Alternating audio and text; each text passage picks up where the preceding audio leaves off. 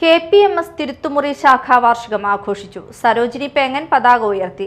സംസ്ഥാന secretary V Babu ഉദ്ഘാടനം ചെയ്തു.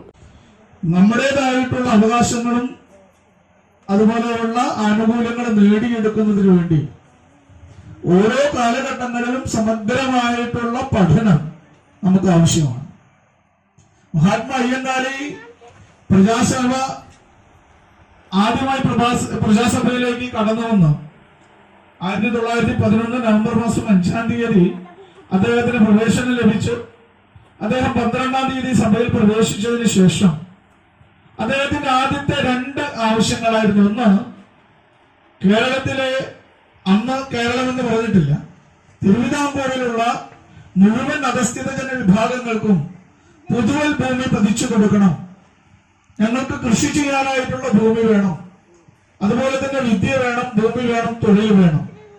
ഈ ആവശ്യങ്ങളിലാണ് പ്രധാനമായിട്ടും അന്നത്തെ മഹാരാജാവിനോട് അദ്ദേഹം ഉണർത്തിച്ചത്. ശാഖാ പ്രസിഡന്റ് MK അശോകൻ അധ്യക്ഷത വഹിച്ചു.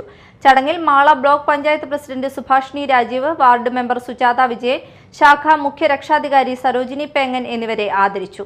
VM Bharathi, Kunjappan Shanthi, KS Kishore, Susmitha Vijayan, Siju Marath, Subramanian, Rajan Pappali, V Babu എന്നിവർ പ്രസംഗിച്ചു. തുടർന്ന് പുതിയ ഭാരവാഹികളെ തെരഞ്ഞെടുത്തു.